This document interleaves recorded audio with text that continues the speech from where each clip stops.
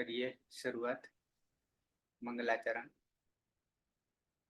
अष्टाध्यायी जगन्माता यस्य चित्तात् समुत्थिता वेदानाम् उपकाराय तस्मै पाणिनये नमः। नमस्कार, आप सर्वेનું સ્વાગત છે।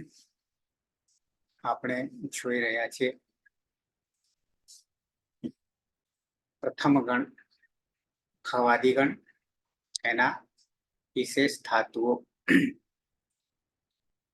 વિશેષ ધાતુઓમાં સૂત્ર આવ્યું છે આપણી પાસે, ગુપ્તિજ કિભ્ય સન, આવું સૂત્ર છે।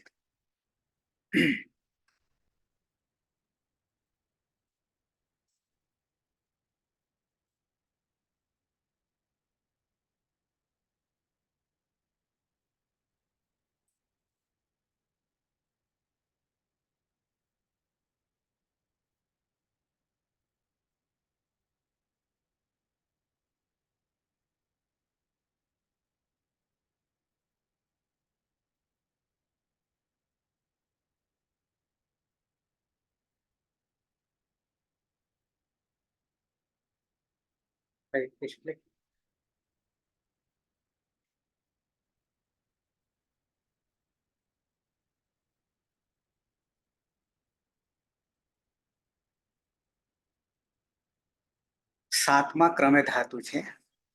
સાતમા ક્રમે ધાતુ છે ગુપ। ધાતુ છે ગુપ। પમાં રહેલો અ એ અનુદાત્ત છે અને અનુનાસિક છે। ઈતકરણ કરતા ગુપ રહેશે। પછી આપણે જુગુપ્સ કેવી રીતે થાય છે એ ખાસ નવું આપણા માટે છે।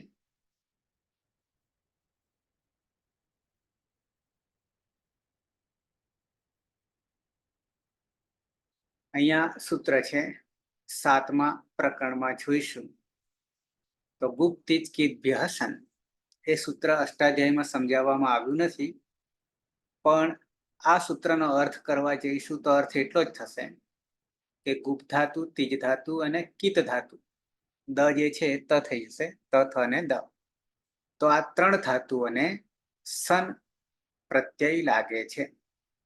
સન પ્રત્યય એ સનાદિમાનો પ્રત્યય છે અને સનાદિમાનો પ્રત્યય જે 12 પ્રત્યય છે એમાંનો પહેલો પ્રત્યય છે। તો અત્યાર સુધી આપણી પાસે સનાદિમાના એક આય આવી ગયો,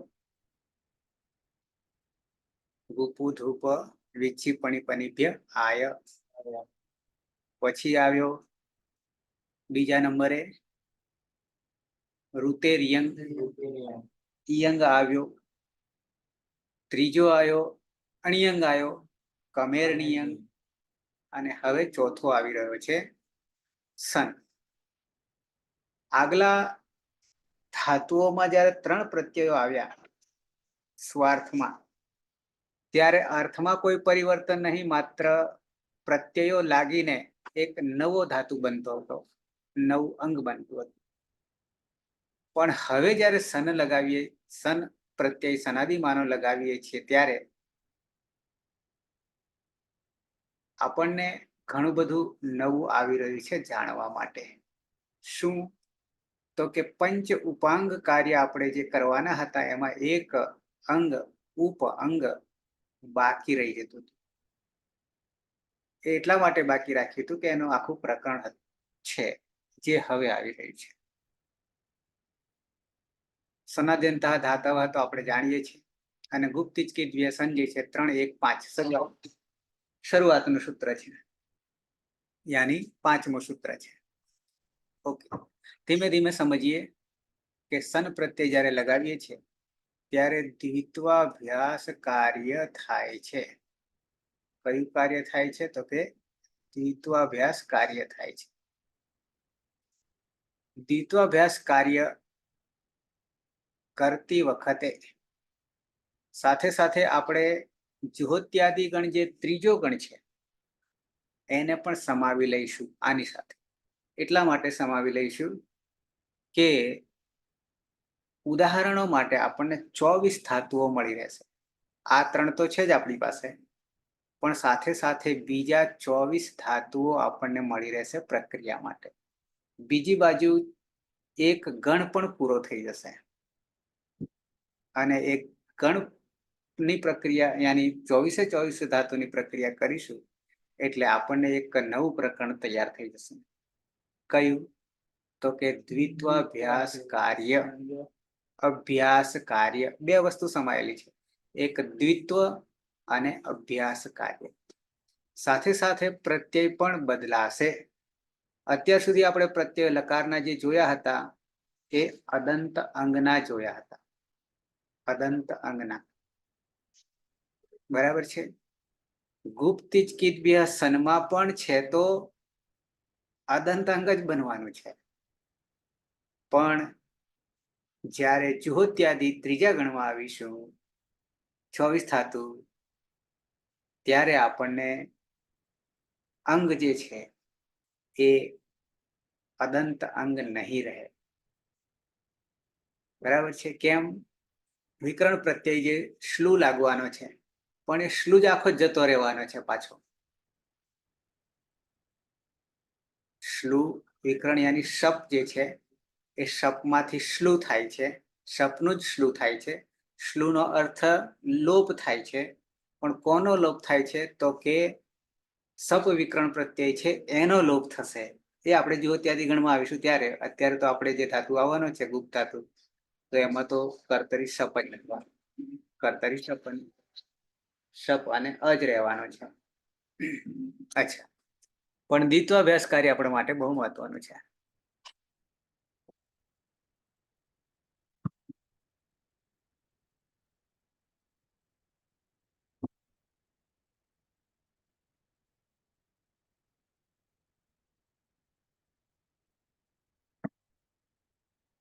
પ્રત્યયો પછી જોઈએ છે, કારણ કે અહીંયા કયા કયા પ્રત્યયો બદલાયા છે, સાથે કયા હતા એ સાથે સરખામણી કરશું તો આપણને ખબર પડશે. પંચમ ઉપાંગમ, પંચમ ઉપાંગ દ્વિત્વાભ્યાસ કાર્ય. બરાબર છે. અને ચતુર્થ પાઠની જગ્યાએ આપણે કરીશું પાંચમો પાઠ. એની નીચે લખ્યું છે ને, આમાં ખાસ ધ્યાન નહીં આપીએ જે લખ્યું છે તે. ક્યાંક મિસ્ટેક થયેલી છે છપાવવામાં. પણ દ્વિત્વાભ્યાસ કાર્ય કઈ કઈ જગ્યાએ થાય છે એમાંથી પણ અત્યારે માત્ર આપણે 5માંથી એકને ધ્યાનમાં રાખીશું. 5 પ્રત્યયો જ્યારે પરમાં હોય ત્યારે શું કરવાનું? તો કે દ્વિત્વાભ્યાસ કાર્ય કરવાનું. દ્વિત્વાભ્યાસ કાર્ય કરવાનું એટલે શું? તો એનું આખું એક પ્રકરણ ચાલશે, એટલે ધીમે ધીમે સમજીશું. અચ્છા, પહેલા તો 5 પ્રત્યયો કયા છે? તો એક લીટ લકાર. લીટ લકાર પરોક્ષ ભૂતકાળ, એ આપણે બીજા તબક્કામાં આવશે. જ્યારે જ્યારે લીટ લકારનો પ્રયોગ કરીશું ત્યારે ત્યારે દ્વિત્વાભ્યાસ કાર્ય કરવાનું થશે. સન પ્રત્યય જ્યારે જ્યારે લગાવવાનો થશે ત્યારે પણ દ્વિત્વાભ્યાસ કાર્ય થશે. પછી ચંગ પ્રત્યય, યંગ પ્રત્યય અને શ્લુક, આ 5 પ્રત્યયો જ્યારે પરમાં હોય, ધાતુની પરમાં, ત્યારે દ્વિત્વાભ્યાસ કાર્ય કરવાનું થશે. આ દ્વિત્વાભ્યાસ કાર્ય અષ્ટાધ્યાયીમાં ક્યાં આપવામાં આવ્યું છે? તો કે 6-1-1 થી 6-1-12, એટલે કુલ 12 સૂત્રો થશે. કુલ 12 સૂત્રો થશે. ઓકે, એ 12 સૂત્રોમાં શું કહે છે? સૂત્રો આડાઅવળા આપણે સમજીશું, પણ પછી આખરે પાછા 1 થી 12 સુધી ભેગા કરી દઈશું. પણ જ્યારે સમજીશું, ચંગ અને યંગ જે છે કોઈ ગણના વિકરણ પ્રત્યય છે કે પછી બીજા કોઈ? આમાંથી વિકરણ પ્રત્યય એક જ છે, શ્લુ. એ શ્લુ જે છે એ જુહોત્યાદિ ગણનો છે. લીટ એક સ્તન છે એ તો સનાદિમાનો છે, તો આ ચંગ અને યંગ છે. ચંગ અને યંગ અલગ છે. યંગ લુગંત આવશે અને યંગ સનાદિમાં પણ છે, બે જગ્યાએ. બરાબર છે.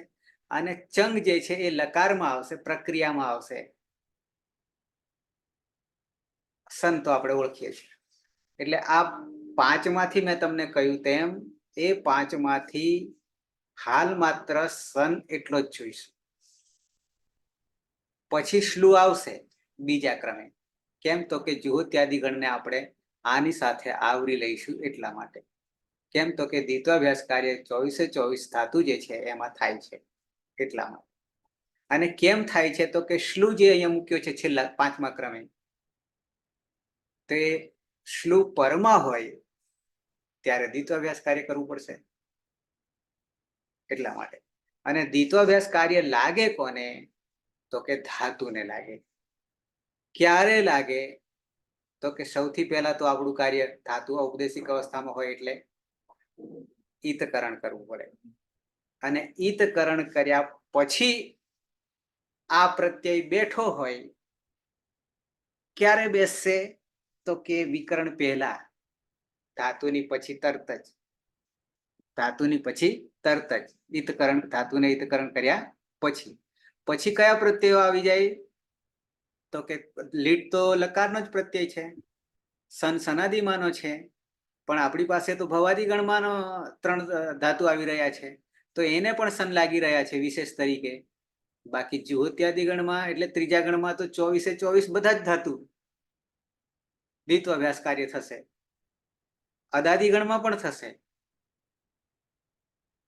અને બાકીનામાં ક્યાં થશે? જેટલા ધાતુને સન લગાવીએ, ચંગ, યંગ અને શ્લુ તો નિમિત્ત બનશે.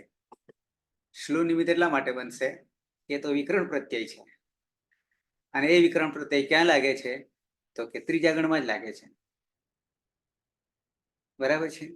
અને શ્લુ જે ભાગ એ સપનો જ ભાગ છે, સપનો જ ભાગ છે. પણ આગળ મેં તમને કહ્યું હતું કે લોપ કરવા માટે આપણી પાસે 4 શબ્દો વાપર્યા છે અને સૂત્ર જ આપેલું છે આખું. એક લોપથી પણ લોપ જ થાય, શ્લુથી પણ લોપ થાય, લુપથી પણ લોપ થાય. આવું આગળ આપણે ક્યાંક એક સૂત્ર જોયું હતું, શરૂઆતમાં આવે છે, 1 થી 50મા ક્રમમાં ક્યાંક આવે છે. અચ્છા, પણ એ લોપ કરવામાં ધારો કે સપ હોય તો આપણે જ્યારે ઈતકરણ કરીએ છીએ ત્યારે પની હલંત્યમ સૂત્રથી સંજ્ઞા કરીને લસકવથી વગેરે વગેરે કરીએ છીએ અને લોપ કરીએ છીએ, એટલે કે એક એક વર્ણને લોપ કરીએ છીએ. પણ જ્યારે શ્લુ વાપરે છે ને, શ્લુ લોપ કરવા માટે, શ્લુ એ સપનો જ એક ભાગ છે, પણ શ્લુ કહેવાથી લોપ તો થાય છે, પણ કોનો લોપ થાય છે? આખા સપનો લોપ થઈ જાય છે, આખા સપનો. એટલે પછી ત્યાં ઈતકરણ પણ કરવાનું રહેતું નથી. પની હલંત્યમ સૂત્રની ને લસકવત રીતે શનિ આ એ કરવાનું રહેતું નથી, કારણ કે આખા પ્રત્યયને જ ઉડાડી મૂકવાનો છે, લોપ કરી દેવાનો છે. પછી પેલા 2 સૂત્રો લાગશે, પ્રત્યય નહીં રહેવાના, પછી સૂત્રો ક્યાંથી લાગવાના? ઈતકરણ કરવાનું જ રહેશે નહીં. એ આપણે ત્રીજા ગણમાં જોઈશું. અચ્છા, હવે દ્વિત્વાભ્યાસ કાર્યનું એક આખું પ્રકરણ છે 6ઠા અધ્યાયમાં, શરૂઆતમાં 12 સૂત્રો સુધી, બરાબર છે. પણ એ કોનું થાય છે? ધાતુને થાય છે. ક્યારે થાય છે? તો આ 5 પ્રત્યયો પરમાં હોય એટલે ધાતુઓને લગાવવામાં આવે ત્યારે. અને એમાંય પાછા કર્તરી પ્રયોગ કરીએ તો જે તે ગણનો વિકરણ પ્રત્યય લગાવવો પડે. ઓકે, હવે દ્વિત્વાભ્યાસ કાર્યમાં થોડું આગળ વધીએ. શું કે છે તો કે સૌથી પહેલા ધાતુઓને 2 વર્ગમાં વિભાજન કરવામાં આવે છે. ધાતુઓને 2 વર્ગમાં. પહેલા વર્ગો તો આપણે ઔપદેશિક અવસ્થામાં ધાતુઓ જે છે એ 10 ગણમાં વિભાજિત કરી નાખ્યા હતા. પછી દરેક ગણમાં પાછા આપણે અકારાદિ ક્રમમાં કરી નાખીએ છીએ, અકારાદિ, અને અજંત અનંત પણ હલંત પણ કરીએ છીએ. આગળ જોઈએ ને પાછળ જોઈએ, 2 રીતે જોઈએ છે. હવે અહીંયા શું કે છે? 2 વર્ગમાં શું કરીએ ધાતુને? તો કે એક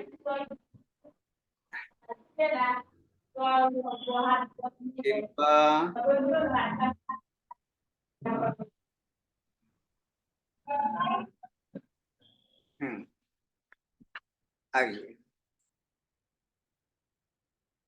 બે વર્ગમાં ધાતુઓને કેવી રીતે વિભાજન કરીશું? તો કે નંબર 1 અજાદી અને કાચ ધાતુ. નંબર 1 અજાદી અર્થ શું થાય? અચ આદિમાં હોય, યાની 99 સ્વર આદિમાં હોય. અને પછી કે છે અને કાચ અજાદી અને કાચ ધાતુ. સૂત્ર પર પછી આવીએ. અજાદી અને કાચ એકથી વધારે અચ, પણ આદિમાં કોણ હોવું જોઈએ? અચ હોવો જોઈએ. આ એક નામકરણ છે, સૂત્ર નથી. જે ધાતુના બે વર્ગ કરવાના છીએ ને, એમાંનો એક વર્ગ એવો છે કે અજાદી અને કાચ ધાતુ. કારણ કે આપણી પાસે ધાતુ એવા આવશે કે એકાચ પણ આવશે. અહીંયા અનેકાચની વાત છે. તો અજાદી અને કાચ ધાતુ આદિમાં અચ હોય અને એકથી વધારે અચ હોય. નીચે ત્રણેક ઉદાહરણો આપ્યા છે, જેમ કે અહીંયા લખ્યું છે જીન અને કાચ ધાતુઓ કે આદि में अच हो उन अजादी અને કાચ ધાતુઓ કે દ્વિતીય અવયવ એકાચ को द्वित्व होता है. પછી આપણે સમજીએ, સૂત્રથી સમજીશું. એ પણ યથા પછી ઈ સી ઉ ખી ઈ ક્ષી આ ત્રણ છે. ઈ સી એમાં બે અચ છે, ઉ ખીમાં પણ બે અચ છે અને ઈ ક્ષીમાં પણ બે અચ છે. પછી એક શબ્દ સૂત્રમાં આપણે જોઈશું, અવયવ આવે છે શબ્દ. અવયવ અને અવયવી. એવી રીતે એક બીજો શબ્દ પણ આવશે, સંજ્ઞા અને સંજ્ઞની. આવા શબ્દો આવશે. અહીંયા અવયવ આવે છે. તો અવયવ એટલે શું અને અવયવી એટલે શું, એ પણ આપણે સ્પષ્ટતા કરવાની થશે. આવે એટલે પછી સૂત્રની રીતે જોઈશું. તો પહેલા તો અજાદી અને કાચ ધાતુ, અને બીજો સીધું કહી દે છે. શું કહી દે છે? તો કે શેષ ધાતુ. શેષ ધાતુ. શેષ ધાતુમાં બે પ્રકાર પાછા નીચે પડી રહ્યા છે, એ આપણે સૂત્રની રીતે જોઈશું. હવે અહીંયા શેષ ધાતુમાં નીચે સૂત્ર જે આપ્યું છે, એ સૂત્રમાં તમે જોશો તો પહેલું સૂત્ર છે, છઠ્ઠા અધ્યાયનું પહેલું સૂત્ર છે. પણ તમે ઉપર જોશો તો શું કર્યું છે? બીજું સૂત્ર છે. બીજું સૂત્ર પહેલા સમજીએ પછી પહેલું સૂત્ર સમજીએ. કેમ આવું થયું? તો કે વર્ગની રીતે જોવા જઈએ, વર્ગની રીતે, ધાતુના વર્ગ તરીકે. તો અજાદી અને કાચ ધાતુ, અને પછી બીજું નામકરણ શું આપ્યું? તો કે શેષ ધાતુ. બાકીના બીજા બધા ધાતુ, બધાનો સમાવેશ થઈ જાય. તો બેમાં તફાવત શું? તો એ બેનો તફાવત જોવા જઈશું તો આપણે ક્યાં આવવું પડશે? સૂત્રમાં આવવું પડશે. અને સૂત્ર સમજીશું તો જ ખ્યાલ આવશે, બાકી ખ્યાલ નહીં આવે. ફરીથી પાછો તમને કહી દઉં, અજાદી અને કાચ ધાતુ અને શેષ ધાતુ એટલે બાકીના બધા ધાતુ. આટલી જ વાત છે. હવે સૂત્રની રીતે વિસ્તારથી સમજીશું. હું તમને સાથે સાથે આ જ વસ્તુને મારું લેસન પણ તમને બતાવતો જઈશ, એટલે મારે સૂત્ર તો પછી ખોલું જ છું.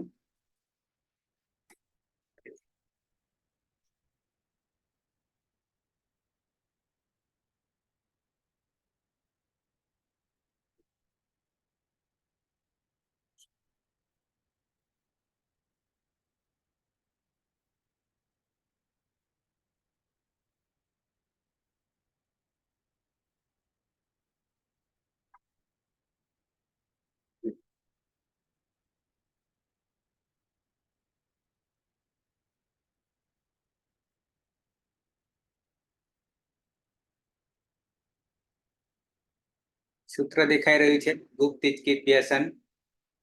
ઓકે. આ સૂત્રમાં ત્રણ ધાતુ જે આપણા છે એમાંનો પહેલો ગુપ્ત જોઈશું.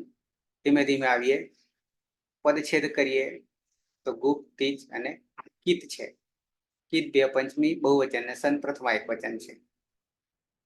અર્થ પણ આપણે કહી રહ્યા હતા, ગુપ્ત ધાતુને નિંદાર્થમાં, તીજ ધાતુને ક્ષમાર્થમાં અને કિત ધાતુને વ્યાધિ પ્રતિકાર એટલે ચિકિત્સા, ઉપચાર અર્થમાં જ્યારે આ ત્રણેય ધાતુને લઈએ છીએ તો ક્રમશઃ જે અર્થ કર્યા છે તો એને સન પ્રત્યય લગાવવામાં આવે છે, અને જેવો સન લાગી જાય છે એટલે દ્વિતાભ્યાસ કાર્ય કરવામાં આવશે. બીજું, ધાતુ અને સન પ્રત્યય કેવી રીતે જોડવામાં આવે છે એનું એક આખું પ્રકરણ છે જેનું નામ છે, પ્રક્રિયાનું નામ છે સનંત પ્રક્રિયા. સનંત પ્રક્રિયા, બરાબર છે. હવે આ વસ્તુ સન પ્રત્યય નો વિસ્તાર જે છે ક્યાં, તો કે પ્રથમ ભાગ આપણો જે અષ્ટાધ્યાયી સહજબોધ, એમાં 5મા પ્રકરણમાં આ જરા સહેજ તમે નોંધી લેજો. તમારી પાસે જેમની પાસે બુકો છે આવી ગઈ છે, આમ તો મેં આખો ભાગ મોકલી દીધો છે, પણ છતાં વસ્તુ ક્યાં રહેલી છે તો પ્રથમ ભાગ 5મું પ્રકરણ 216મું પેજ, જે તમને મેં ખોલીને બતાવી રહ્યો હતો એ જ 216મું પેજ. પછી 10મું પ્રકરણ છે.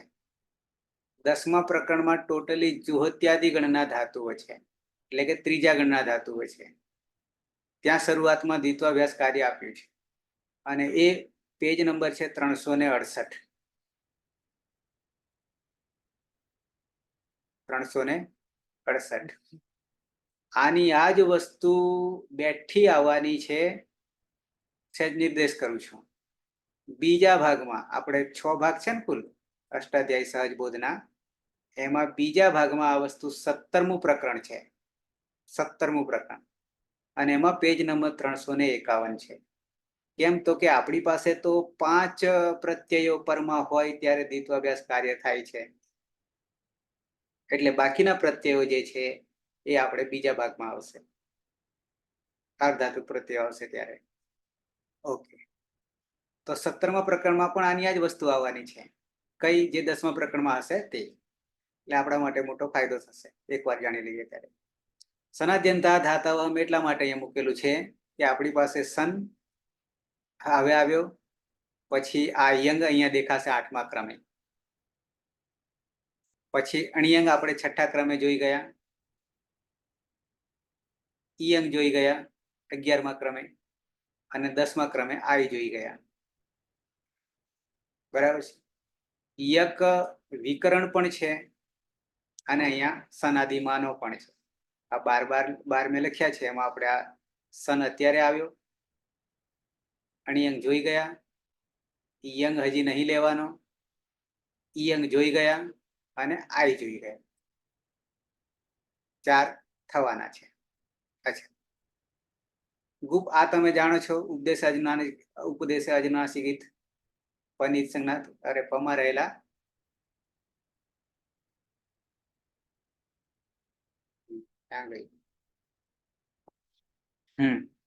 ગુપમાં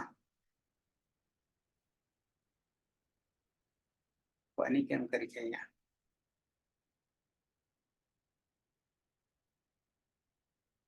પમાં રહેલા અની લખવામાં ભૂલ થઈ છે.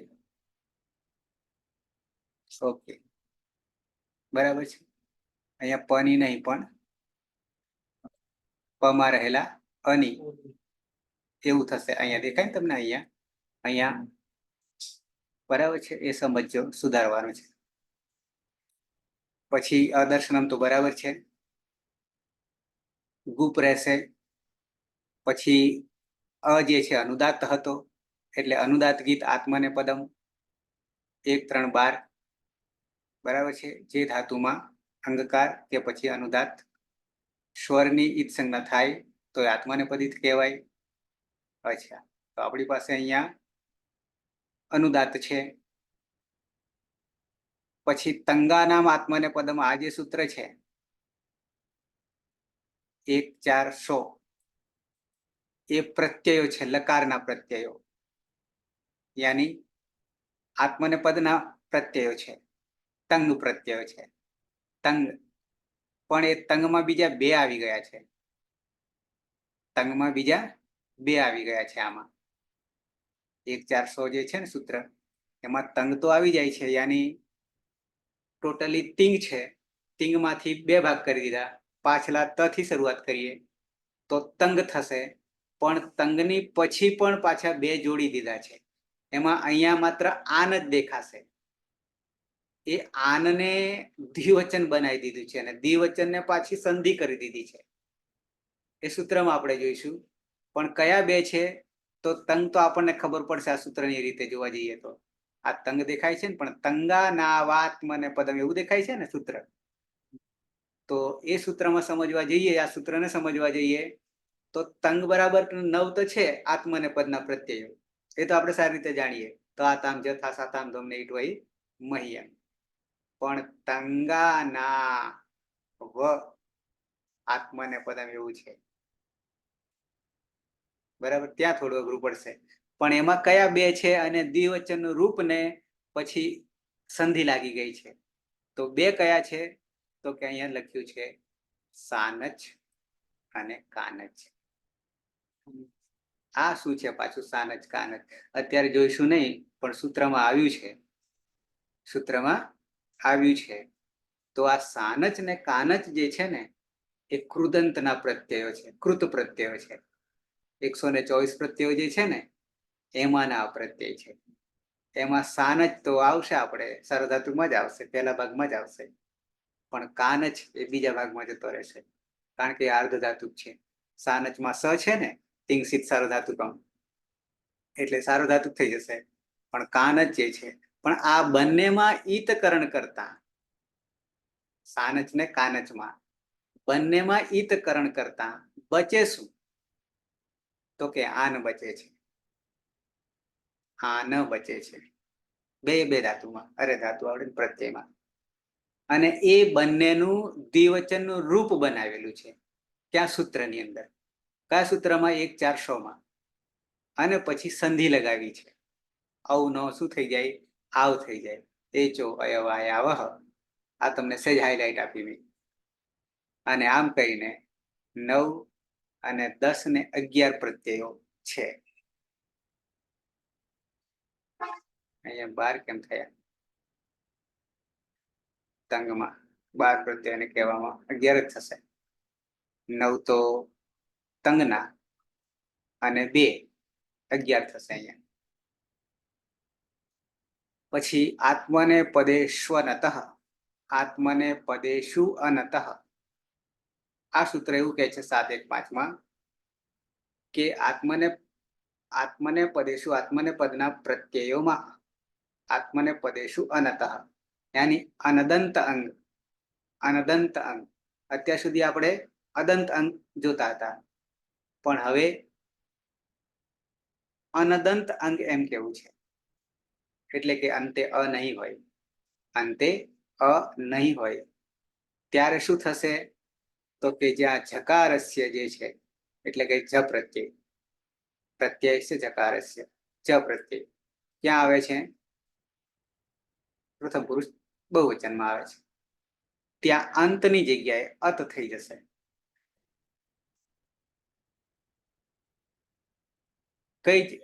કયા અંગમાં? અનદંત અંગમાં આ એક પ્રત્યયનું પરિવર્તન આવશે પ્રત્યયોમાં. સાથે સાથે દ્વિત્વાભ્યાસ જ્યારે કરીશું ત્યારે એ પણ અનદંતનો જ એક ભાગ છે, અનદંતનો જ એક ભાગ છે, એટલે એમાં પણ લાગુ પડશે. અચ્છા, પણ સૂત્ર જે છે અદભ્યસ્તાત, અત અભ્યસ્તાત, વસ્તુ એની એ જ છે. ઉપર પણ અત જ છે અને અહીંયા પણ અત છે, પણ અભ્યસ્તાત, અભ્યસ્ત એટલે દ્વિતીય અભ્યાસ કાર્ય જે છે એને અભ્યસ્ત કાર્ય કર્યું છે. અને ત્યાં પણ અત, બરાબર છે, એટલે સરખું છે. હવે અભ્યસ્ત કોને કહેવાય? અભ્યસ્ત કોને કહેવાય? બરાબર છે. તો નીચે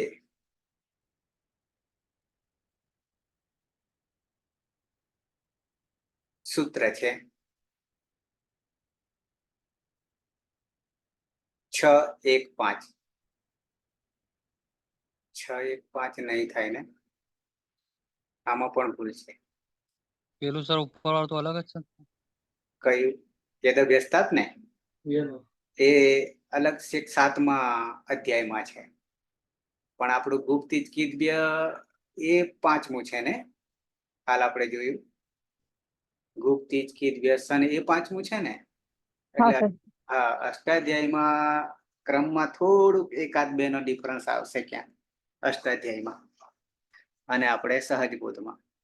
એટલે અષ્ટાધ્યાયમાં ત્યાં 5 આપ્યું હશે આ, એટલે આવું થયું છે. પણ પેલામાં આપણે જે ગુપ્તિજ ગીત વ્યસન, બરાબર, અહીંયા છઠ્ઠું આ હશે. જોઈ લઈશું અષ્ટાધ્યાયમાં. ઉભે અભ્યસ્તમ. અચ્છા, પહેલા તો પેલું સમજી લઈએ. શું સમજી લઈએ? અહીંયા સીધું શોર્ટકટ છે.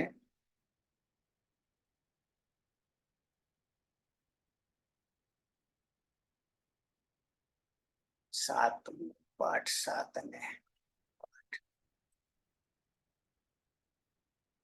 પાઠ 10 દેખાય છે કે બીજું દેખાય છે? પાઠ 10 10 દેખાય. 10 દેખાય? પાઠ ઓકે, વાંધો નહીં. આજે જરા બહાર છું એટલે થોડું ધીમે ધીમે કાર્ય થઈ રહ્યું છે. કોઈ વાંધો નહીં. આ જ્યોત્યાદિભ્ય શ્લુહ જે છે તો વિકરણ પ્રત્યય છે, ત્રીજા ગણનો સૂત્ર છે વિકરણ પ્રત્યયનું. જ્યોત્યાદિભ્ય એટલે જ્યોત્યાદિ ગણ છે, એની જુહોતી ધાતુ છે આમ તો, અને એના આધારે ગણ નામકરણ કરેલું છે. પહેલો ધાતુ છે. આપણે પાછા જોઈશું ત્યારે પહેલો નહીં જોઈશું, કારણ કે આપણે અકારાદી ક્રમમાં ચાલીએ છીએ. પણ જુહોતી જુહોતી રૂપ બને છે, એના પરથી જ્યોત્યાદિ બન્યું છે. અને શ્લુ જે છે એ સપવિકરણ પ્રત્યય છે, એ સૂત્રમાં આપણે જોઈશું. પણ મારે તમને જે સમજાવવાનું છે દ્વિતીયાભ્યાસ કાર્ય, પછી અહીંયા 6 1 10 લખ્યું છે ને, આપણે 12 સૂત્રો છે છઠ્ઠામાં શરૂઆતના.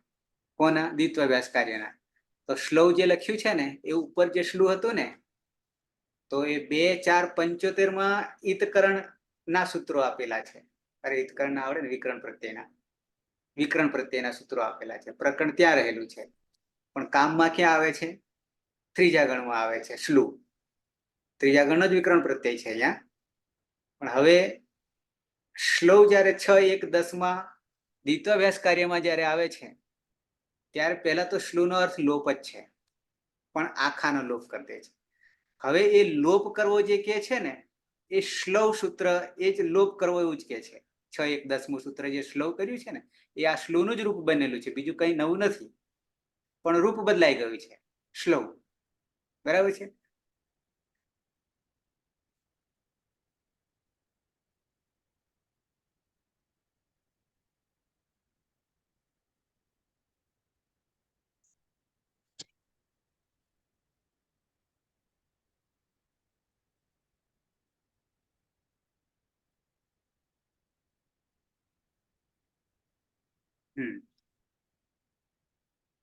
અહીંયા આપણે ખાસ જોવાનું છે, એકાચો દ્વે પ્રથમસ્ય. એકાચો સૂત્ર દેખાય છે ને તમને? આ જ દેખાય છે, બીજું દેખાય છે? હા સર. એકાચો, બરાબર છે. બરાબર. હા, તો વાંધો નહીં.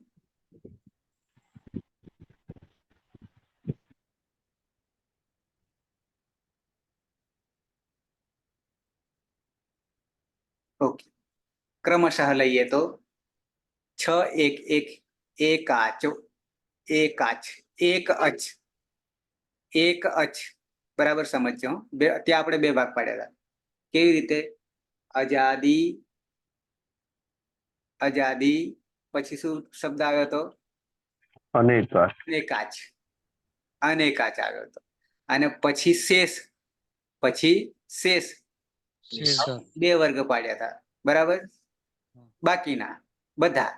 હવે પહેલું સૂત્ર છે આપણું, જે બીજામાં લીધો હતું પ્રયોગ તરીકે શરૂઆત કરી હતી, હવે પાછા પહેલામાં આવી ગઈ.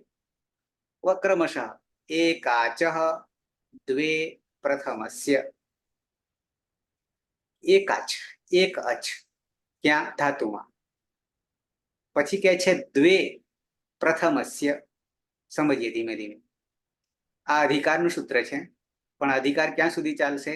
12મા સૂત્ર સુધી ચાલશે. 12 સૂત્રો 6 1 12 સુધી ચાલશે અધિકાર. કોનો અધિકાર? દ્વિતીયાભ્યાસ કાર્યનો. અને એ સૂત્રનું નામકરણ અહીં આપ્યું છે, આ છે તાસ્વાન શાહવાન મીઢવાંશ. આવું સૂત્ર છે 12. ત્યાં સુધી દ્વિતીયાભ્યાસ કાર્ય છે. તો એ ત્યાં સુધી આ અધિકાર છે કોનો? દ્વિત્વાભ્યાસ કાર્યનો. હવે શું કે છે? આટલા સૂત્રોમાં યદ દ્વિત્વમ વિધીયતે, દ્વિત્વનું વિધાન કરવામાં આવશે. દ્વિત્વનું વિધાન એટલે શું? તો કે ધાતુને એના એ જ ધાતુને 2 વાર લખવું. ક્યારે? ઈતકરણ કર્યા પછી. ઈતકરણ કરવાનું થતું હોય તો ઈતકરણ કર્યા પછી, નહીં થતું હોય તો એવો ને એવો મૂકી દેવાનો, પણ 2 વાર લખવો. તદ્વિત્વમ ધાતો પ્રથમસ્ય એકાચ અવયવસ્ય ભવતિ. સમજીશું બરાબર. અવયવ કોને કહેવાય, એકાચ કોને કહેવાય? તો પહેલો તો અધિકાર ચાલી રહ્યો છે 12મા સૂત્ર સુધી. હવે શું કે છે કે દ્વિત્વ એટલે શું? તો કે ધાતુનો પહેલો એકાચ અવયવ. પણ અવયવ કોને કહીશું?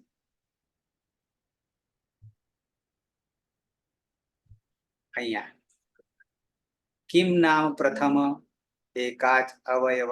અવયવ અવયવ અને અવયવી આવા 2 ભાગ પડશે. એમાં અવયવ કોને કહીશું અને અવયવી કોને કહીશું? પહેલા અવયવ સમજી લઈએ. પ્રથમ એકાચ અવયવ કોને કહેવાય? પ્રથમ એકાચ અવયવ કોને કહેવાય? તો એના માટે વ્યાકરણ શાસ્ત્રમાં શું કહ્યું છે? યદિ શબ્દે, જો શબ્દમાં એક એવ સ્વર, માત્ર એક જ સ્વર હોય, સ્વર એટલે જ, તર્હિ સહ સંપૂર્ણ શબ્દ એવ પ્રથમ એકાચ અવયવ નામના જ્ઞાયતે. પછી ઉદાહરણ આપ્યું છે. શું કહે છે કે આખા ધાતુમાં એક જ સ્વર હોય, એક જ અચ હોય, ત્યારે એકાચ અવયવ. કેવી રીતે?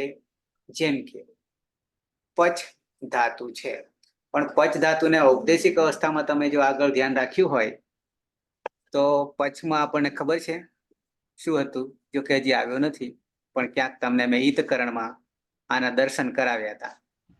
ઉભયપદી પરિસંજ્ઞક. એ તો બરાબર છે, પણ મૂળ ઔપદેશિક અવસ્થામાં ધાતુ કેવો હતો?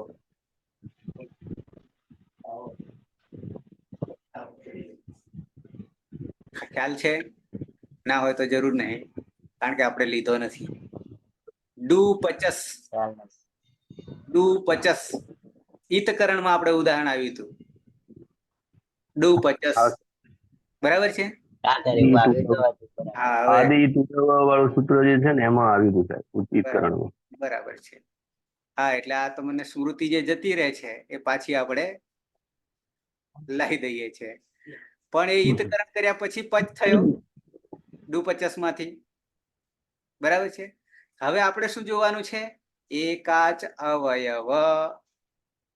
એકાચ અવયવ. બરાબર છે. સૂત્ર શું હતું આપણી પાસે? એકાચો દ્વે પ્રથમસ્ય. એકાચો દ્વે પ્રથમસ્ય. સમજીએ ધીમે ધીમે. જો એક જ અચ હોય, ધારો કે પચ છે, ધારો કે પચ છે, તો એમાં અચ કેટલા? અચ પમાં રહેલો અ, ચિત્તા તો હલન છે. ઓકે. તો હવે આવું જ્યારે હોય, પચ ધાતુ હોય, તો શું કરવાનું? તો એકાચ અવયવ તરીકે આખા ધાતુને લઈ લેવાનો છે. એટલે કે આખા અવયવને. તો આપણે દ્વિત્વ કરીશું તો શું થશે? પચ પચ બે વાર લખીશું. આ પહેલી પ્રક્રિયા. આ પહેલી પ્રક્રિયા. પચ પચ. પછી શું કે છે? આગળ વધીએ, એક સ્ટેપ આગળ વધીએ. આટલું કર્યા પછી પચ એટલે આખો શબ્દ જ એકાચ ઓળખાશે. આખો શબ્દ એટલે પચ આખો એકાચ થઈ જશે, ખાલી પ નહીં. કે પમાં રહેલો અ નહીં, પણ હવે આપણે અવયવ વાત આવે છે. અવયવ, બરાબર છે. તો આખાને અવયવ કહીશું, એને સંજ્ઞા પણ કહીશું, અને અવયવી કહેવા જઈશું તો ચ જુદો પાડીશું ને પ જુદો પાડી દઈશું, તો અવયવી થઈ જશે. અને આ આખો અવયવ. એવી જ રીતે સંજ્ઞા અને સંજ્ઞી સરખું છે, નામ ખાલી જુદા છે. અચ્છા, તો આખા ધાતુને એટલે કે પચને એકા જ અવયવ તરીકે આપણે ગણીશું. ઓકે, પછી બીજું શું કહે છે? યદિ શબ્દે દ્વૌ વા અધિકાઃ સ્વરાः સન્તિ તર્હિ શબ્દસ્ય પ્રથમ વર્ણાત આરભ્ય શબ્દસ્ય દ્વિતીય સ્વર પર્યંતમ, ધીમે ધીમે જઈશું, પરંતુ દ્વિતીય સ્વરમ વિહાય યહ વર્ણ સમુદાય જાયતે સ પ્રથમઃ એકાચ અવયવઃ ભવતિ. શું કહે છે? યદિ જો શબ્દમાં બે અથવા બે થી વધારે સ્વરો હોય, બે અથવા બે થી વધારે સ્વરો હોય, પેલામાં આપણે એકાચ હતો તો આપણે પચ પચ કરી દઈએ, પણ પચ પચ કર્યા પછી હજી આગળની પ્રક્રિયા આગળના સૂત્રો બતાવશે પાછું. પણ જો ધાતુમાં બે અથવા બે થી વધારે સ્વરો હોય, યાની અચ હોય, તો શું કરીશું? તો દ્વિત્વ કેવી રીતે કરીશું એની વાત આવે છે. તો શબ્દસ્ય પ્રથમ વર્ણાત આરભ્ય, પહેલા વર્ણથી આરંભ કરી શબ્દસ્ય દ્વિતીય સ્વર પર્યંતમ, પણ પછી ત્યાં થોડુંક રોકાઈ જવાય છે. જ્યાં સુધી બીજો અચ નહીં આવે ત્યાં સુધી ગણતરી ચાલુ રાખવાની, પણ જેવો બીજો આવી ગયો કોણ? સ્વર, તો એને નહીં લેવાનો. વાત આટલી છે. પરંતુ દ્વિતીય સ્વરમ વિહાય એને છોડી દેવાનો.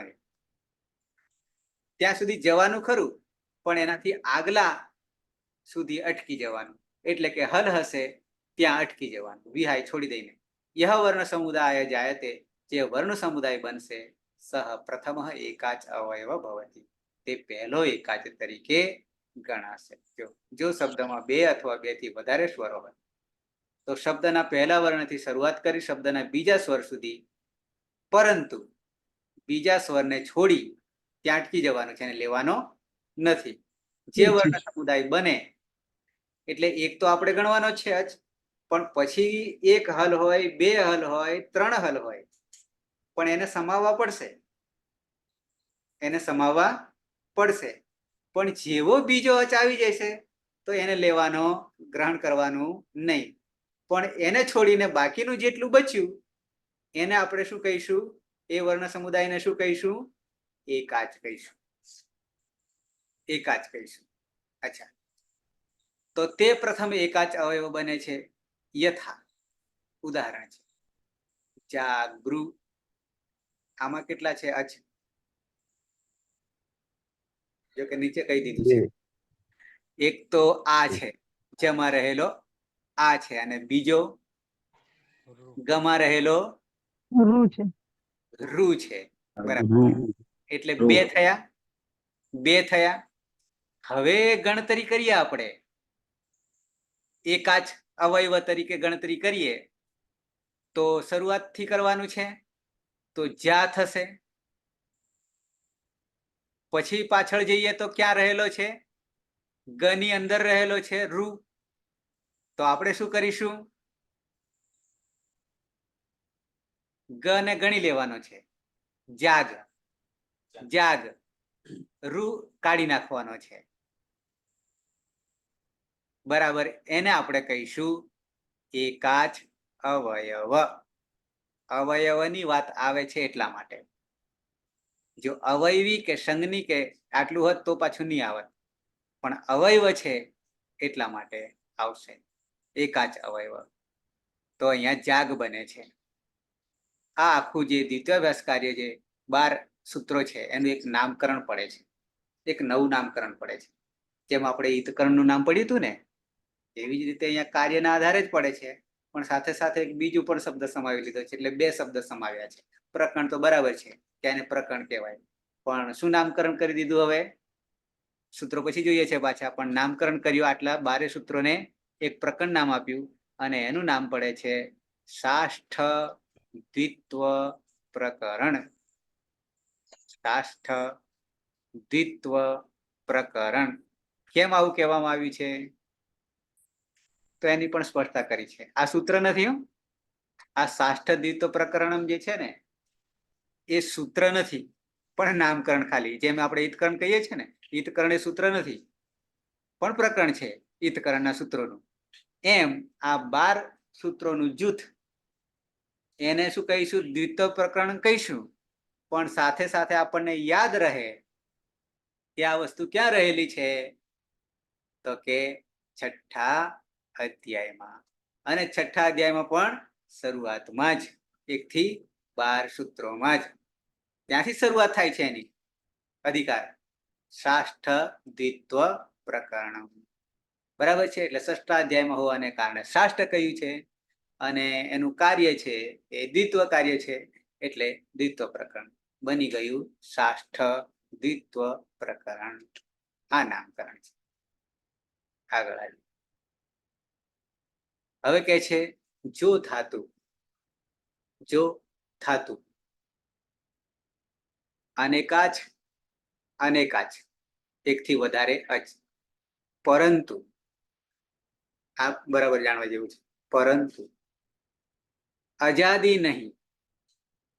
આદિમાં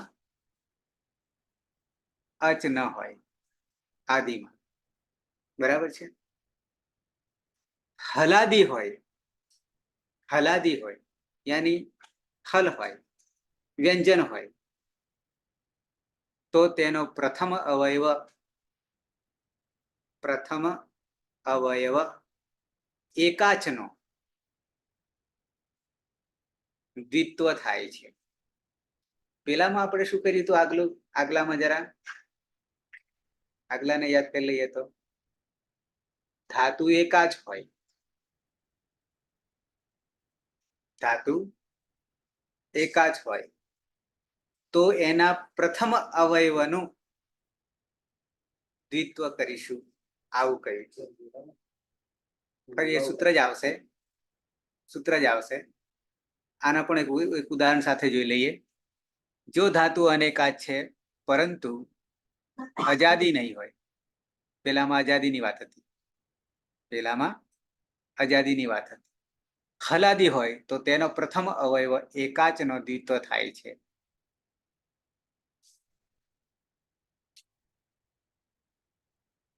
અને ફરી જો ધાતુમાં એક જ હોય તો સમજવું કે સંપૂર્ણ ધાતુ જ પ્રથમ અવયવ લેવો. જેમ કે પચ હતો તો પચ પચ કરતા હતા એટલે સંપૂર્ણને જ કરી દેતા. પચમાં શું હતું? પચમાં આદિમાં પણ હતું. પચમાં જોવા જઈએ તો આદિમાં પણ હતું.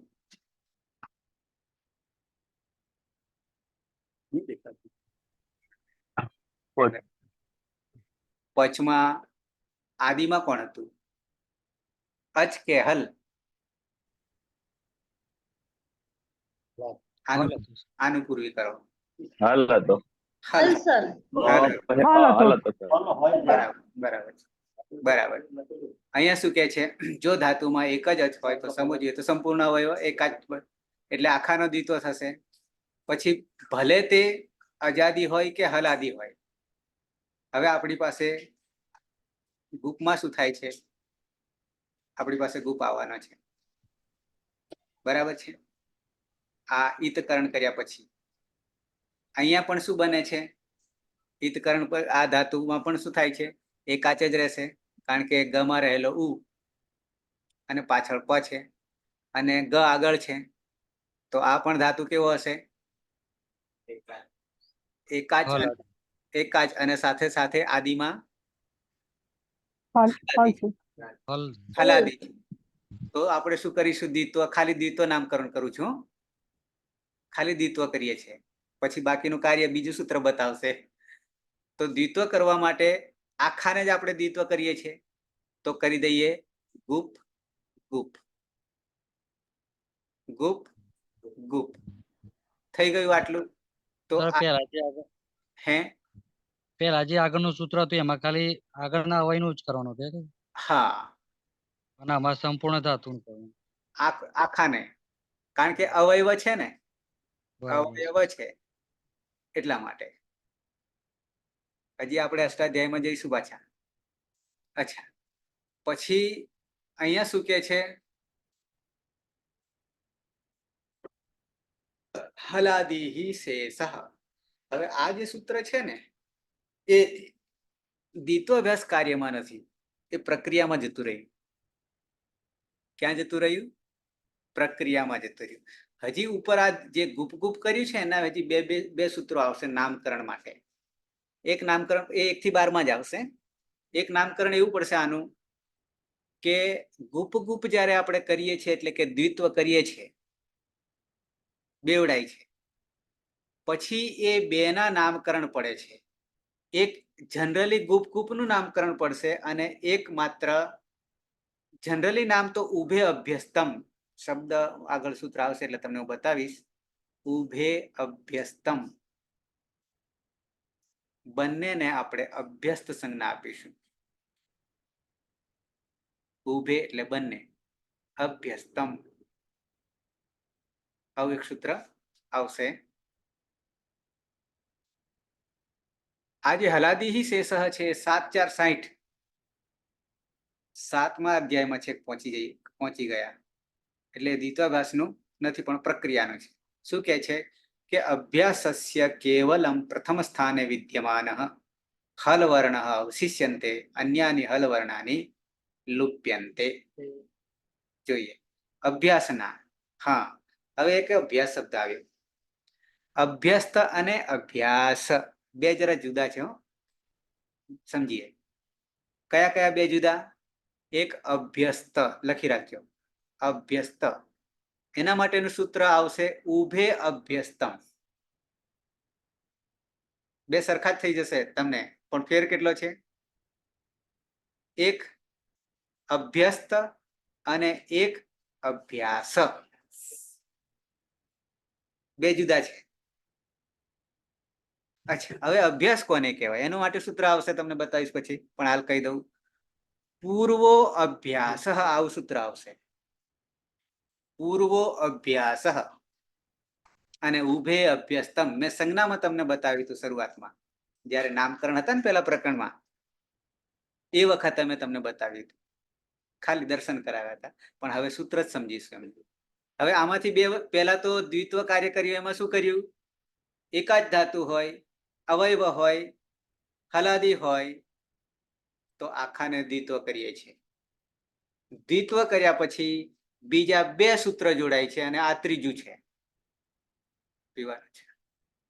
અચ્છા, હવે આના બે નામકરણ ગુપ ગુપ જે થયું ને એમાં આપણે એક નામ આપીશું, બંનેનું સાથે આપીએ તો ઉભે અભ્યસ્તમ આવું સૂત્ર આવશે. બંનેને અભ્યસ્ત સંજ્ઞા આપીશું. સંજ્ઞા એટલે નામકરણ. અને આગલો વાળો જે ગુપ છે ને, બે વાર ગુપ કર્યું ને, એમાં આગલો ગુપ જે છે ને એનું એક નામકરણ આપીએ. શું નામ આપીએ એનું? પૂર્વો અભ્યાસ. યાની એનું શું નામ આપીશું? અભ્યાસ સંજ્ઞા. સૂત્ર આવે છે પૂર્વ અભ્યાસ અને ઉભે અભ્યસ્તમ. ઉભા ઉભા અભ્યાસ કરો. ઉભે અભ્યસ્તમ એવું અર્થ નહીં થતો, તો તમને કહી દઉં, પણ યાદ રાખવા માટે. ઉભે અભ્યસ્તમ યાની બંનેને ગુપ ગુપ જ્યારે કર્યું ને તો એની સંજ્ઞા શું થઈ ગઈ? બંનેની અભ્યસ્ત સંજ્ઞા થઈ ગઈ. પણ આગલા વાળાની પૂર્વો, આગલો પૂર્વ એટલે આગલો, તો એનું શું નામકરણ કરીશું? બે ભાગ પડ્યા એમાંથી, તો કે અભ્યાસ. આવું કેમ કરવું પડ્યું? તો એનું કારણ પણ સૂત્રોમાં જ આવવાનું છે કે એમાંથી કોને કાઢી નાખવાનું ને કોને નહીં કાઢવાનું ને કોને અવશેષ તરીકે બાકી રાખવાનું, આવું બધું આગળ આવશે. એટલા માટે નામકરણ કરવું પડે છે. અને નામકરણ કર્યા પ્રમાણે સૂત્ર આગળ કહેશે. આ બેનો ખ્યાલ આવી ગયો. હવે પહેલા તો આપણે દ્વિત્વ કર્યું, ગુપ ગુપ, જેમ કે પછી બે નામકરણ પાછા નવા ઉભા કર્યા.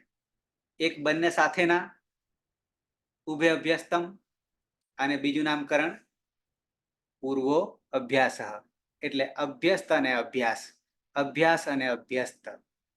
આ ઊંધું આડું અવળું ના થઈ જાય. અભ્યાસ આગલા માત્ર એકને અને બંનેને ભેગા કરીએ ત્યારે અભ્યસ્ત.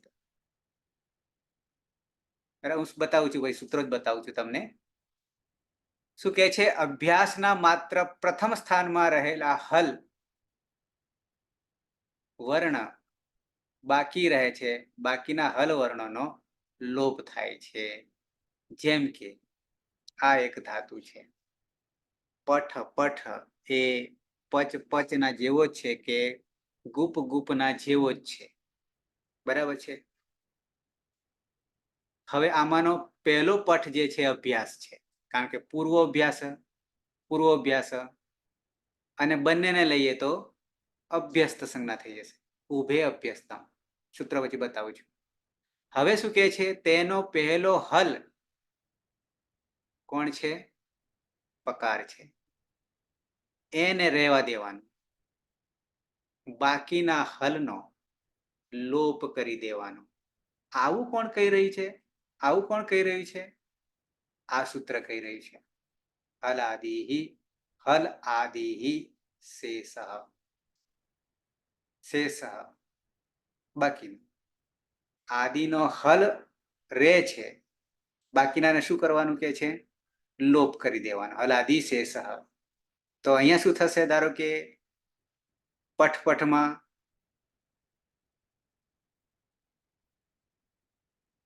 જો પહેલો હલ પકાર છે અને એને રહેવા દેવાનો, બાકીના હલનો લોપ કરવાનો. એટલે શું થશે? તે પ્રમાણે ઠ જે છે, પઠમાં જે ઠ રહેલો છે એનો લોપ થઈ જશે. એનો લોપ થઈ જશે. તો હવે નીચે શું બનશે? આવું બનશે. કયા સૂત્રથી? હલાદિ શેષ સૂત્રથી બની જશે પ પઠ. પ પઠ. એવી જ રીતે ગુપ ગુપમાં શું થઈ જશે? અહીંયા નીચે લખ્યું છે મેં. હલાદિ શેષ થી શું થઈ જશે? ગુ ગુપ. ગુ ગુપ. આવું આપણે 26 ધાતુઓમાં કરીશું એટલે ઠેકાણે આવી જશે. હાલ ના આવે તો. બરાબર છે. અચ્છા, એક સરસ મજાની વાત છે. આ ધાતુ તમને દેખાશે. શું મેં અંડરલાઈન કરી? શું અંડરલાઈન કરી? જ્ઞા. જ્ઞા. બરાબર છે. અને એને દ્વિત્વ કરીએ એટલે જ્ઞા જ્ઞા થયું. બરાબર છે. પણ હલાદી શેષ કરવા જઈશું તો શું પરિસ્થિતિ આવીને ઉભી રહેશે? ચા ને હે? ચા જ્ઞા. કેમ આવું થયું? આ તો અંદર લખ્યું છે એટલે તમે આવું કેમ થયું? એટલે જ્ઞ એ બે વર્ણનો બનેલો છે ને. બરાબર. હા, જ અને જ્ઞ. બિલકુલ જે રીતે ક્ષ ક્ષ ત્ર જ્ઞ. બરાબર છે. બિલકુલ. જ્યાં સુધી જોડાક્ષરની ખબર ના પડે ત્યાં સુધી આ વસ્તુ સમજાય નહીં. ત્યાં જ અને ઈય બરાબર છે. અને પરિણામે એ અચ સાથે લઈ લેવાનું છે ને, એટલે જા જ્ઞા આવું થઈ જશે. આગળ આવું આવશે. બરાબર છે. હવે ગુપ ગુપમાં હલાદી શેષથી પ ગયો એટલે ગુ ગુપ થઈ ગયું. ગુ ગુપ થઈ ગયું. આપણે અહીંયા જોખમ જ્ઞામાં આપણે જ્ઞા કર્યું ત્યાં તું કાઢીને શું રાખ્યું? એક વાર સમજાવો. એ આવશે, હજી આગળ આવશે. જ્ઞા નીકળી ગયો. ઈય નીકળી ગયો.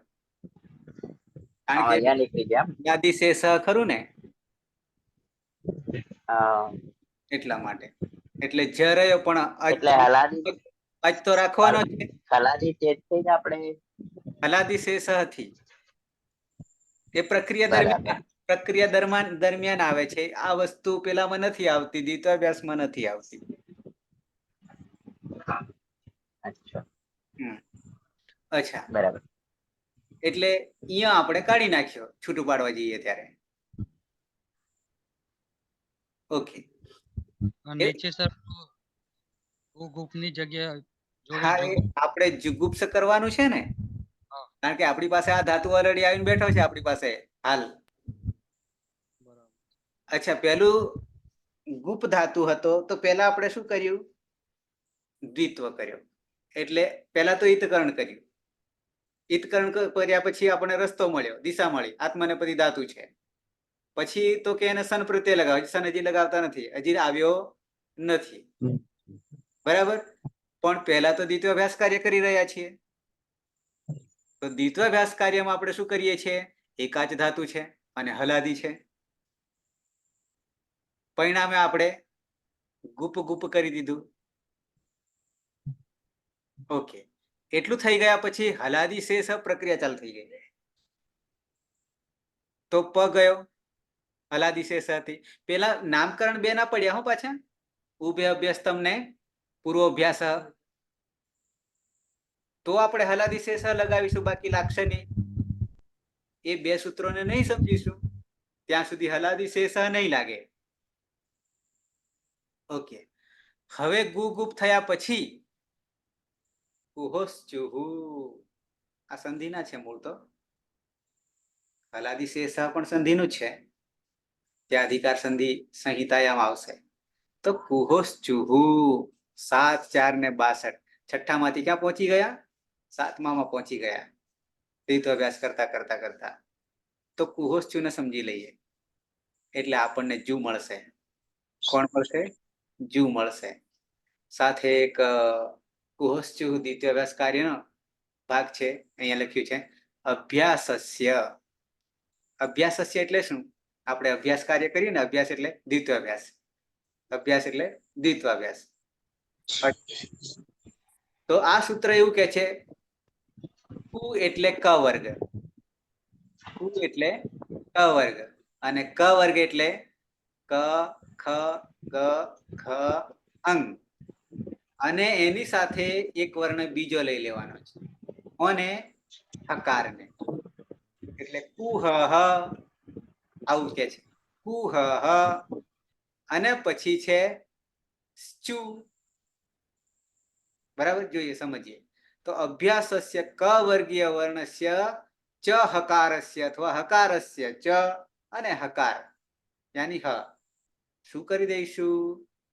તો કે આદેશ કરી દઈશું. કોનો? ચ વર્ગીય વર્ણાદેશ ભવતી.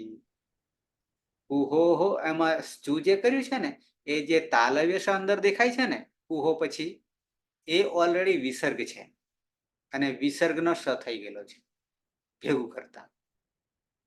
પણ જુદું કરી દઈએ તો કુહો હો અને ચુહુ આવું થઈ જશે.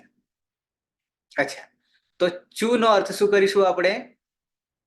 ચ વર્ગીય વર્ણ ક્રમશઃ. ક્રમશઃ એટલે શું? તો અહીંયા લખ્યું છે અભ્યાસે.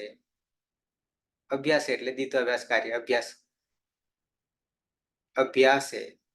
અને અભ્યાસ પાછું કોનું નામકરણ કર્યું તું ખબર છે? અભ્યાસ કોનું નામ? અભ્યાસ અને અભ્યસ્ત. અભ્યાસ અહીંયા વાત છે. પૂર્વ અભ્યાસ. પૂર્વ અભ્યાસ, પૂર્વ અભ્યાસ. તો હવે આ જે તમને મેં નહીં કહ્યું નામકરણ કરીએ, અને કેમ નામકરણ કરવાની જરૂર પડી? તો હવે આ નામ આવી ગયું, કારણ આગળ અભ્યાસની વાત આવી હોય, પેલા છોડી દીધો, બંનેને છોડી દીધો, પણ આગળને પકડી પાડ્યો, આગળ વાળાને પકડી પાડ્યો. કોને? આગળ વાળાને. તો એનું નામકરણ આપી દીધું પૂર્વ અભ્યાસ. અને પૂર્વ અભ્યાસમાં બચ્યું શું આપણે? હલાદી શેષ થી માત્ર એક જ બચે છે, અને બાકીના હાલને લોપ કરી દઈએ છીએ.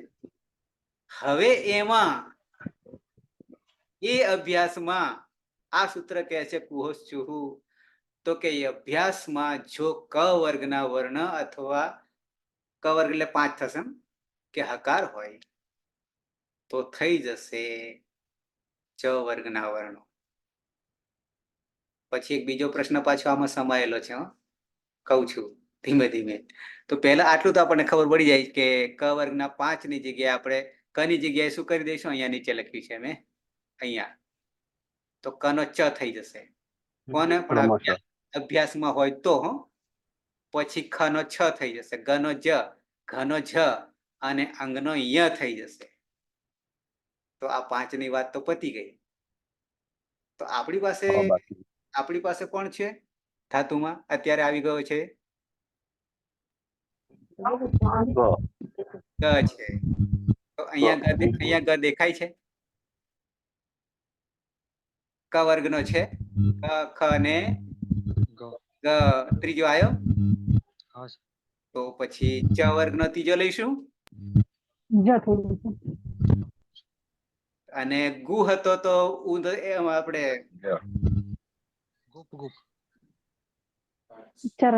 અહીંયા અને આ જુઓ, એ અભ્યાસનો ગુ હતો ને, ક ખ ને ગ ત્રીજો. હવે ચ નો ત્રીજો કરી દઈએ, ઉ એમને એમ રાખીએ તો જુ થઈ ગયો, થઈ ગયું. જુગુપ થઈ ગયું.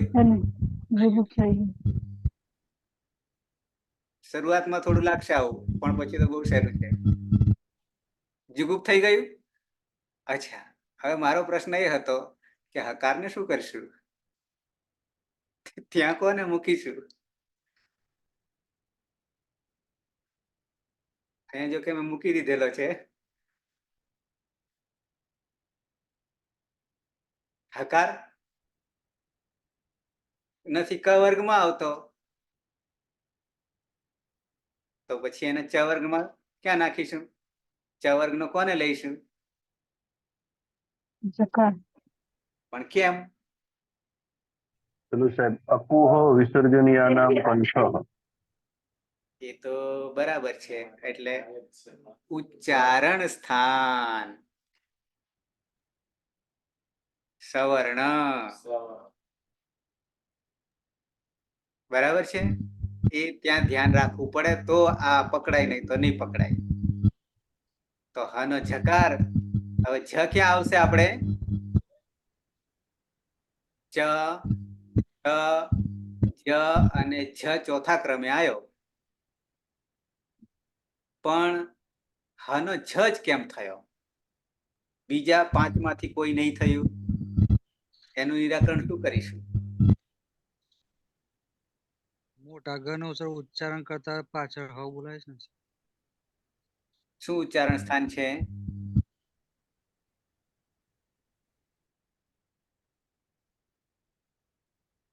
ઉચ્ચારણ સ્થાન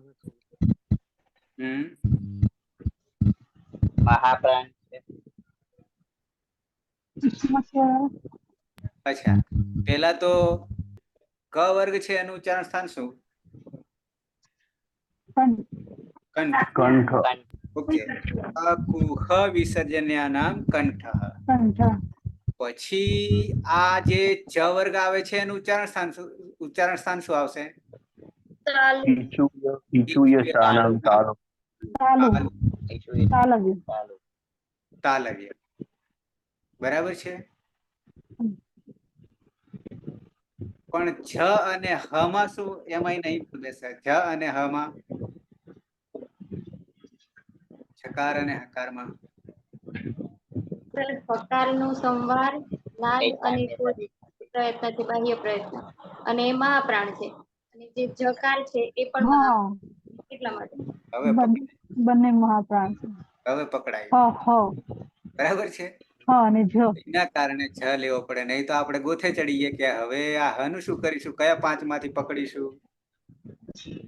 બરાબર છે. અને આમ જોવા જઈએ તો હકારનું જે આ ઘના સ્થાને જે જ થયો ને, એ જ નું પણ સંવાર, નાદ અને ઘોષ જ છે, પણ મહાપ્રાણ એ જ એ મહાપ્રાણ એ મેન વસ્તુ છે.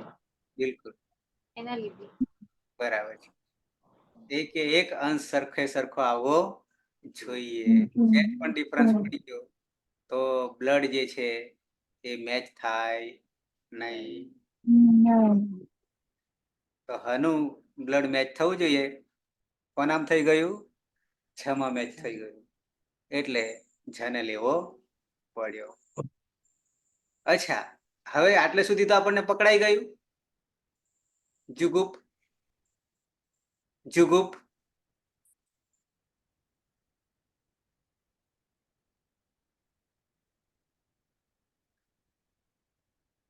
ક્યાં ગયું? હા, અહીંયા આટલે સુધી આવી ગયા. પ્રક્રિયા કરતા કરતા હોશથી પણ લાગ્યું. આ જ્યારે આપણે પ્રક્રિયા કરીશું ને ત્યારે આ બધા સૂત્રો કામમાં આવવાના છે. પછી શું બન્યું છે એમને તમને સહેજ દર્શન કરાવી દઉં પાછળ, એટલે ખ્યાલ આવે. ધાતુ દેખાયો ને? જુગુપ સુધી આવી ગયા આપણે. હા સર. ધાતુ દેખાય છે? Okay. અચ્છા, જુગુપ સુધી આવી ગયા, પાછળ જુગુપ સ અંગ બની રહ્યું છે ને? હા સર. એનું નિરાકરણ કરી દઈએ, પછી તો આપણે પુનરાવૃત્તિ કરીશું, અથવા આનું એક તમને વિકરણ પ્રત્યય સુધી તમને લાવી દઉં.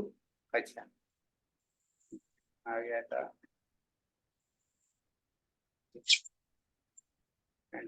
પાછું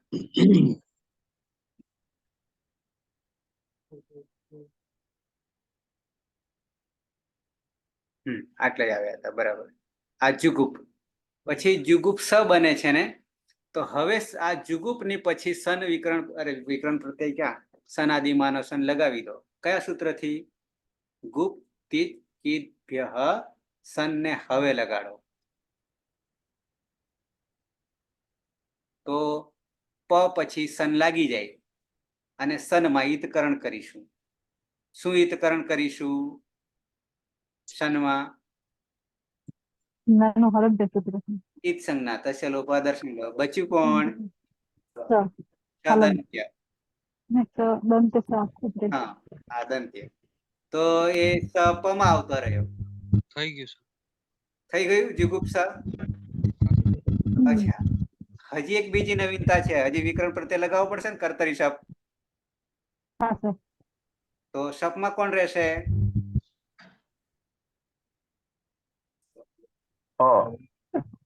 ના, જુઓ ત્યાદી નહીં, આપણે પ્રથમ લેવા. બરાબર છે. હવે અ અને આ બાજુ કોણ? આ બાજુ કોણ? જુગુપ્સામાં કોણ રહેલું છે? અરેલો છે. અને પેલી બાજુ પ્રત્યયમાં, પેલી બાજુ પ્રત્યયમાં અરેલો છે. હવે આ જો ભેગા કરવા જઈએ ને, બેના અ વત્તા અ જો સંધિ કરવા જઈએ તો અકસ અવર્ણ દીર્ઘ થઈ જાય. પણ આ તો પ્રત્યય છે. પાછળ કોણ છે? સપ વિકરણ પ્રત્યય છે. આ બાજુ અંગ છે, તો અકસ અવર્ણ દીર્ઘ નહીં થાય. તો શું થશે? આ રહ્યું અહીંયા નિરાકરણ થઈ ગયું. અતો ગુણ્યથી પરરૂપ એકરૂપ એટલે આનો અદ્વૈત બની ગયો જુગુપ્સ. અને પાછળ કોણ મૂકી દઈએ? આત્મને પદ વર્તમાને લટ તનો તિત આત્મને પદાનામ તેરે. તો શું થઈ ગયું? જુગુપ્સતે. આટલી વસ્તુ આમાં સમાયેલી છે. તમને શોર્ટમાં ખાલી ધાતુ પૂરતું બતાવવા જેવું તો ક્લિયર થઈ ગયું ને આટલું? જુગુપ્સતે બરાબર છે. હા, અને જો પેલા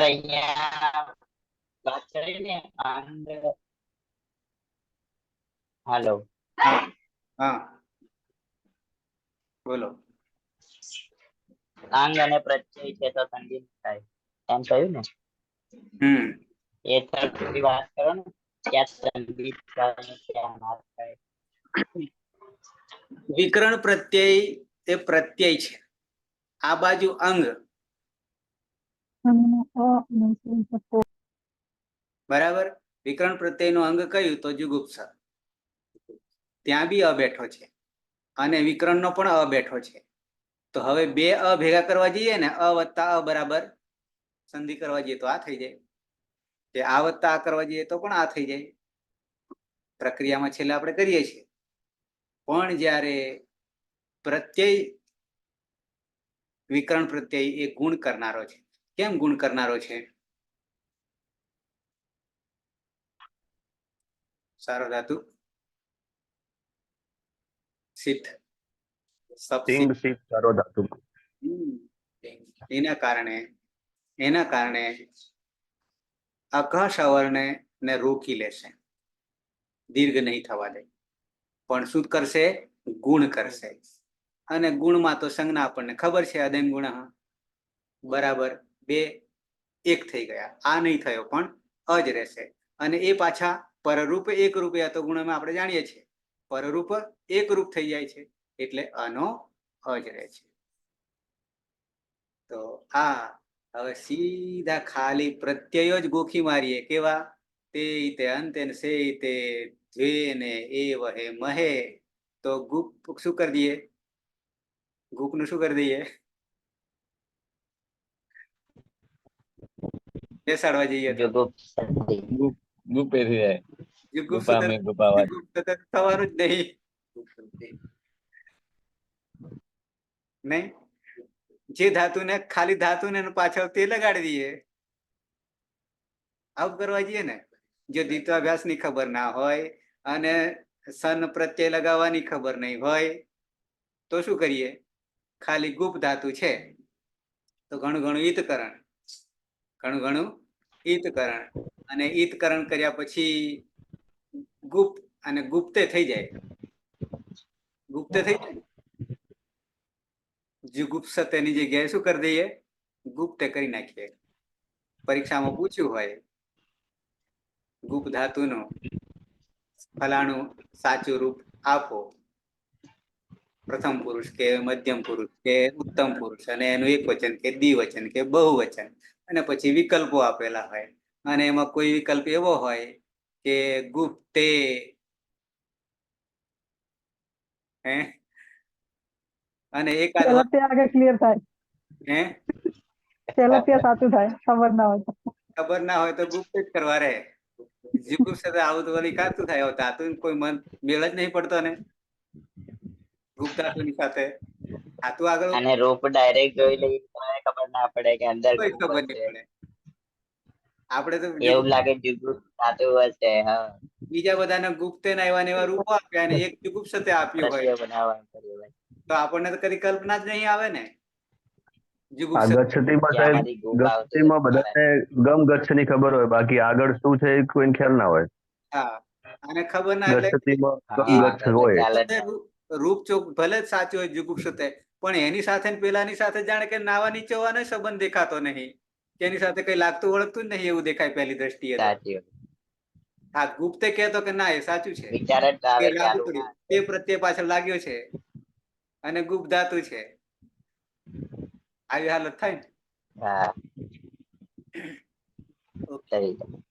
એટલે આ 3 ધાતુ જે છે ને એ ઓલરેડી ભવાદી ગણના છે, પણ વિશેષ ધાતુ તરીકે સન પ્રત્યે લાગ્યો છે એટલે આપણે વિકરણ પ્રત્યે સપ લગાડીએ છીએ. પણ બાકીના જયારે જ્યોત્યાદિ ગણતરી જો લઈશું ને આપણે, ત્યારે એના 24 ધાતુઓ છે, ત્યારે વિકરણ પ્રત્યય સપ લાગે છે ખરો શ્લુક, પણ એનો લોપ થઈ જાય છે. પણ અહીંયા તો ભવાદી ગણ છે, કર્તરી સપમાં કોઈનો નથી, એનો તો લગાવવો પડે સપ. એટલે આ 3 પૂરતો આપણે સપ રહેશે, પણ પછી જ્યોત્યાદિમાં જયારે ઘૂસી જઈશું ને ત્યારે એનો લોપ કરશું. એના માટેનું અલગ સૂત્ર છે. તો અત્યારે માત્ર કેટલું આપણે સમજ્યા? તો ખાલી ગુપ જ ધાતુ કરીએ તો પહેલા તો દ્વિત્વ કાર્ય કરીએ છીએ, બરાબર છે. એકાચ હોય અને હલાદી હોય તો આખા અવયવને દ્વિત્વ કરીએ છીએ.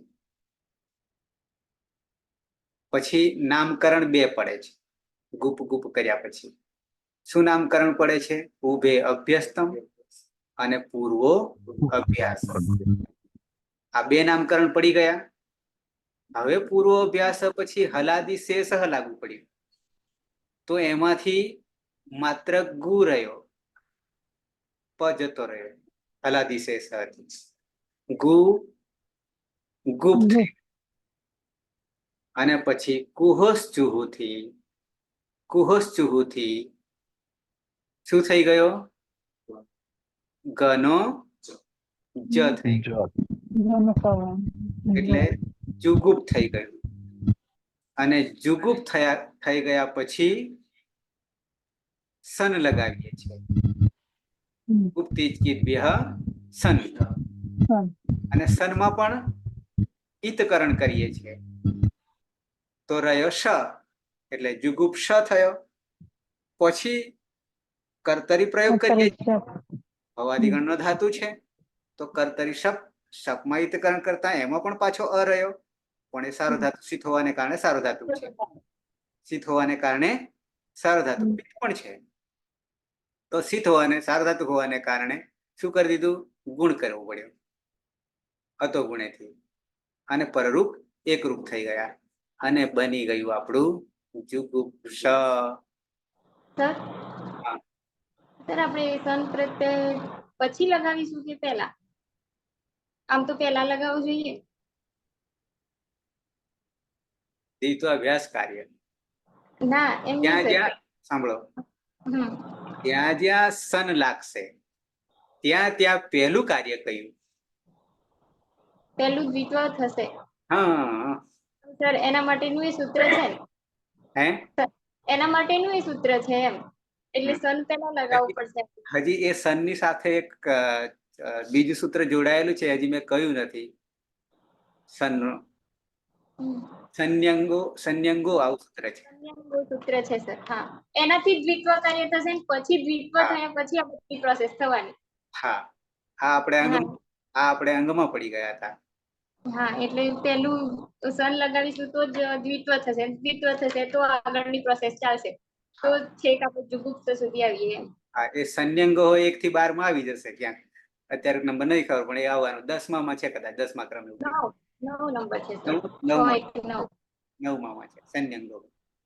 પણ એ 2 માં લાગી રહ્યું છે. એ સૂત્રમાં 2 વસ્તુ રહેલી. હા, સન અને યંગ. યંગ છે.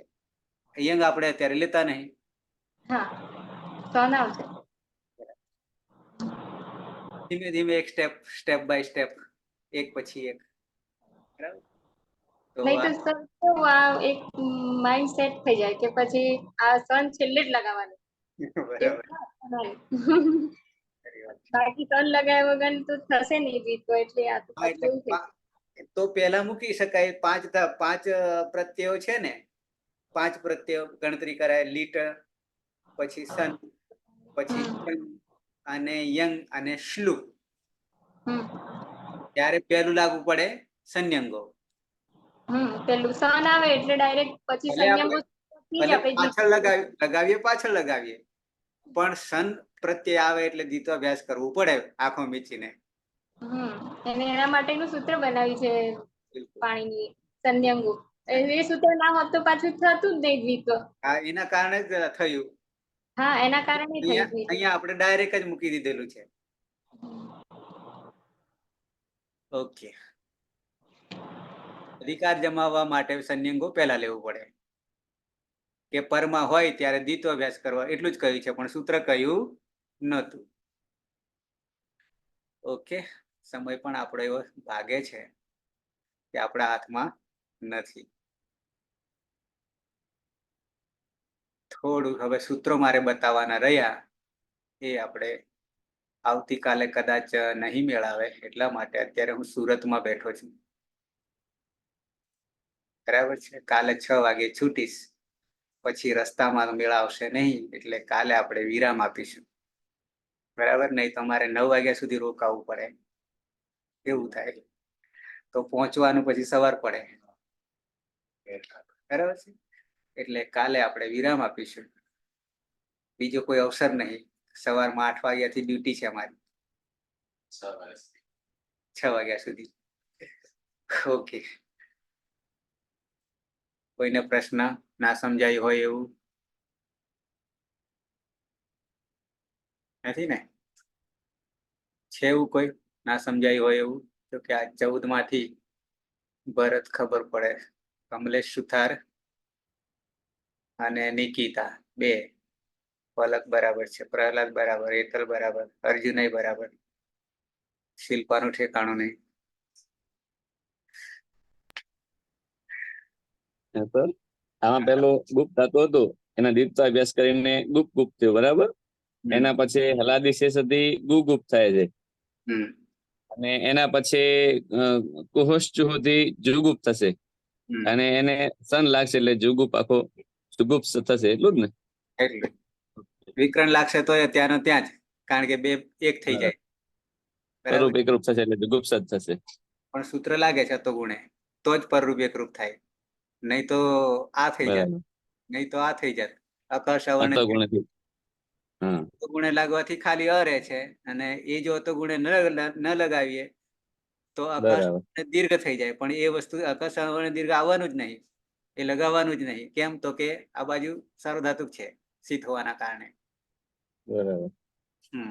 કમલેશ, હા સર, ખબર પડે છે કઈ? થોડી થોડી ફરજ સાહેબ. હા, મૂળ તો કક્કો કાચો છે, કારણ કે માહેશ્વર સૂત્રો અને ઉચ્ચારણ સ્થાન ને બધું જયારે આવ્યું એ વચ્ચે સાહેબ બધું ચાલી ગયું ને મારે તૂટી ગયું ને વચ્ચે, એટલે ખબર નહીં પડતી એટલી બધી. એ પાયાની ઈંટો હતી હા. ઇમારતને મજબૂત કરવા માટે. એમાં બીજું કઈ નહીં, કક્કો જ છે ભાઈ. પણ આ વ્યાકરણ શીખવું હોય, યાની વર્ણનું શાસન, વર્ણાનુશાસન, તો કક્કો સંસ્કૃતમાં ચાલે નહીં. ભલે પીએચડી કરેલા હોય પણ વ્યાકરણ ન શીખ્યા હોય તો કોઈ કામનું નહીં, આગળ વધાય નહીં. આખા 3978 સૂત્રોમાં કક્કા સિવાય કશું નથી, એ બી તમને કહી દઉં. પણ એક કક્કાની જે ગેમ છે એ અદ્ભુત છે.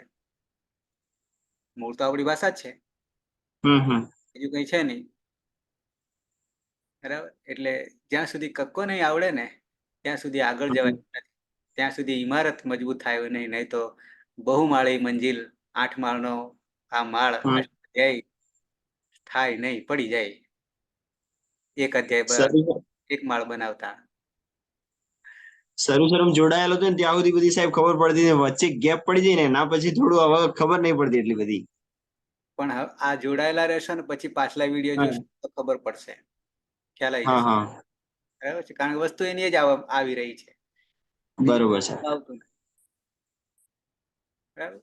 આ બાકીના બધા કેવા સમજી જાય છે ફટફટ, કારણ કે આગળ પાયામાં આવી ગયા એટલે. હા સર. બરાબર છે હેતલ?